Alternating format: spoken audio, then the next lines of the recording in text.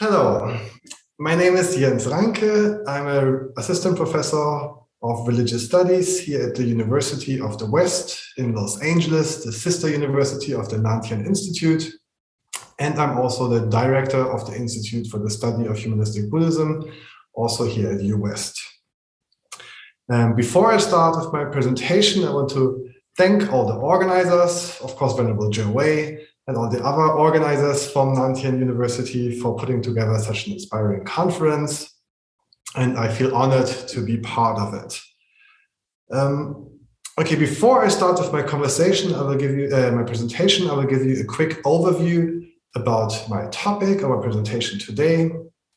The title is Humanistic Buddhism under the Global Condition. I will first take an historical approach and look at the global history of humanistic Buddhism in the early 20th and late 20th century.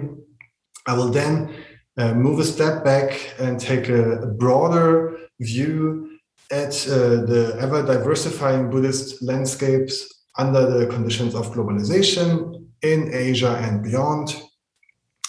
And then move on to a fieldwork to a case study example here in the Los Angeles area, looking at in particular intra-Buddhist activity happening in the summer and the spring of 2021. And then finally move on to some concluding thoughts. Okay, let me just jump right into my presentation.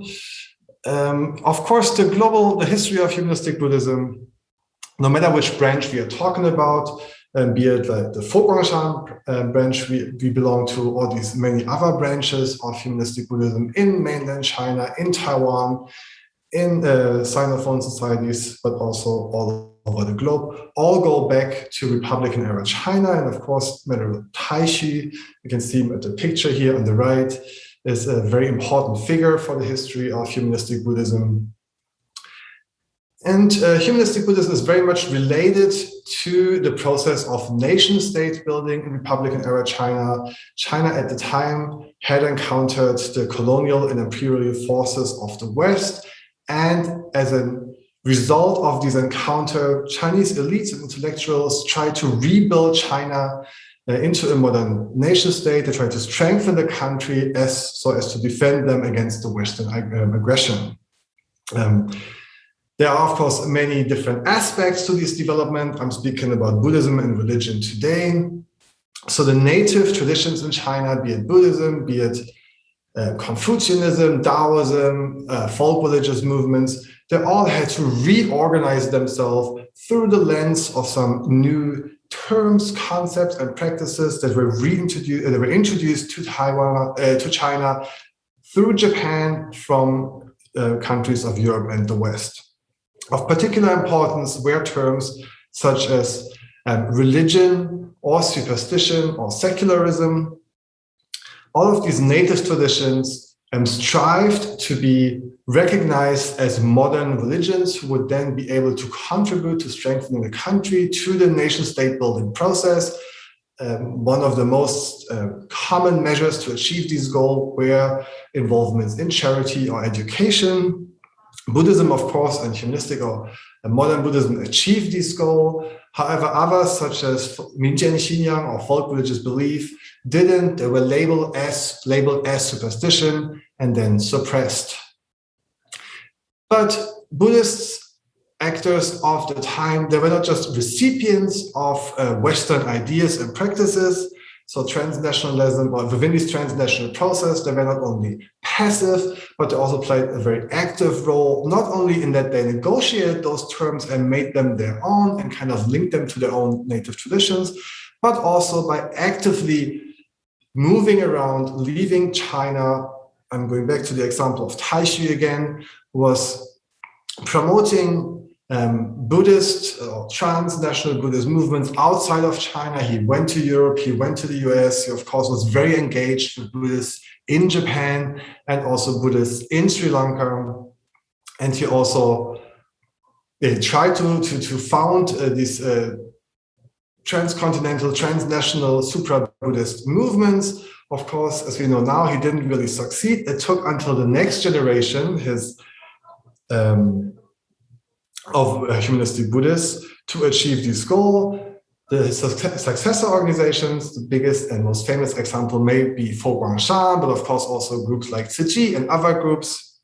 They then, after 1965, took advantage of the changes in global migration policy. After 1965, many countries such as the US, but also Australia and Canada, they changed their migration policies, which led to the emergence of a new wave of highly educated and wealthy ethnic Chinese migration, and of course also migration from other Asian countries, who then brought with them their Buddhist traditions to their new countries of settlement.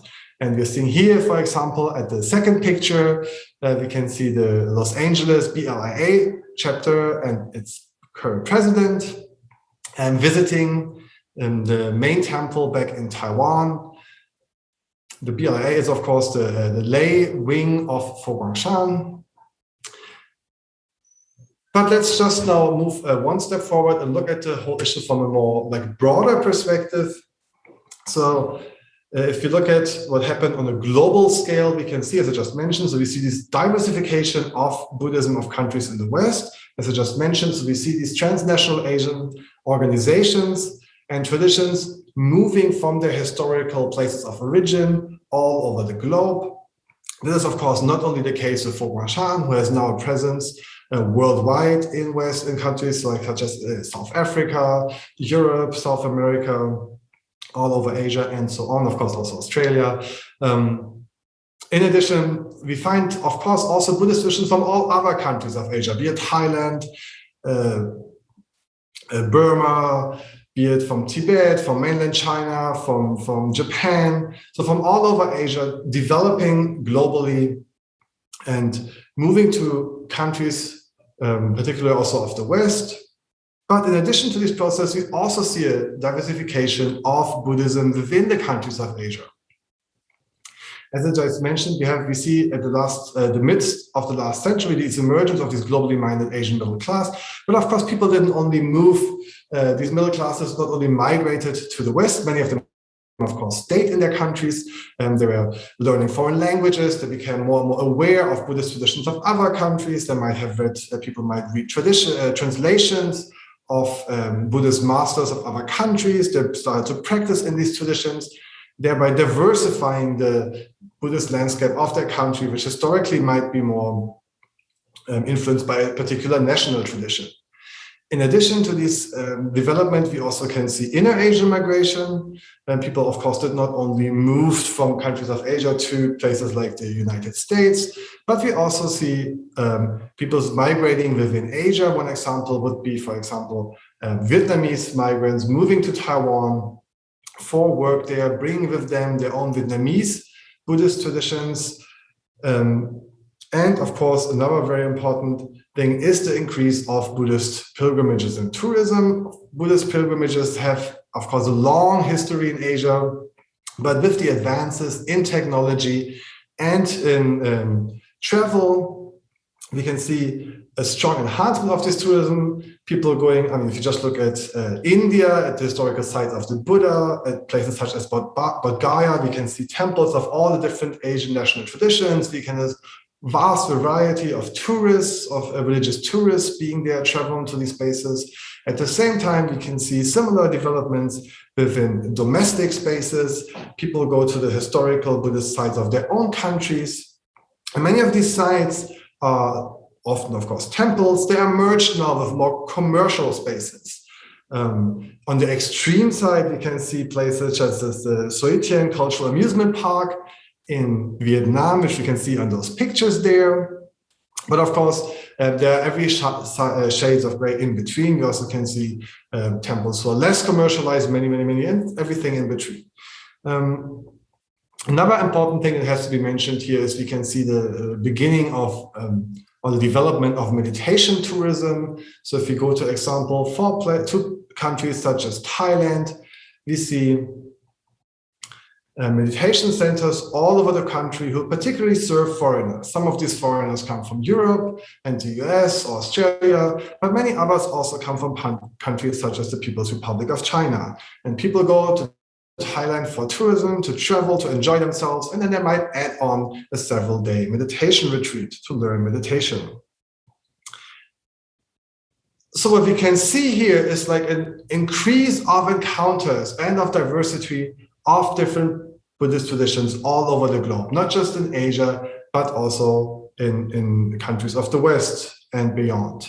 However, at the first, I would say, decades of this development, if we go back to maybe the 70s, 80s, 90s, we can see that many of these groups didn't intermingle. They kind of did their own thing. They were very cautious to be in contact with each other. But in the recent years, we can see this kind of thing finally changing for them. And I'm discussing my case study example now on the next slide.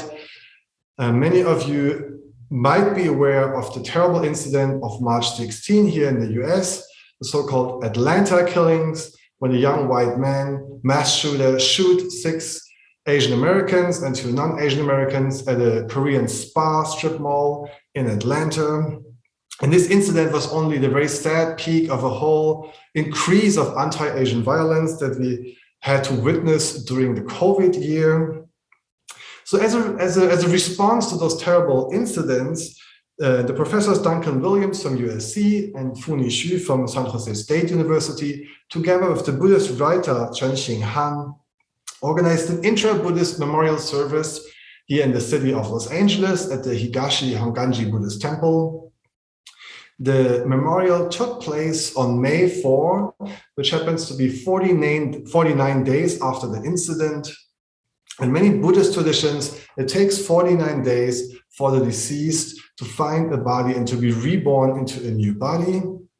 And at this particular activity, we can see participation of a vast variety of different Asian American Buddhist traditions.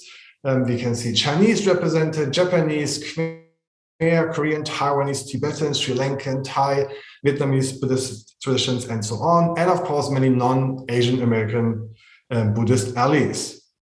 On the picture here on the right, we also see our own Venerable Hoitong from Shilai Temple taking part in the activity. And of course, I don't have time to share any video material right now, but for those of you who are interested, at the homepage of the organizers, May We Gather, you can find a full length and a short version video of the event, and the event can also be seen on YouTube. So let me now just close my presentation with some concluding thoughts. Okay, we have seen increased Buddhist diversity in Asia and beyond during the last 50 plus years. People are now from different Buddhist traditions.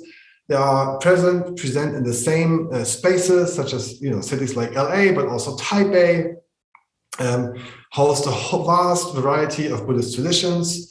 And while in the first decades, particularly on an institutional basis, people were often conscious and cautious to be in contact with each other. We can see now a higher degree of intra-Buddhist dialogue, which enhances mutual understanding and facilitates intra-Buddhist cooperation, which then advances common goals and interests of Buddhists, particularly in minority Buddhist societies such as Australia and the US, which are majority, of course, Christian societies, and thereby enhancing the goals of promoting the Buddhist Dharma.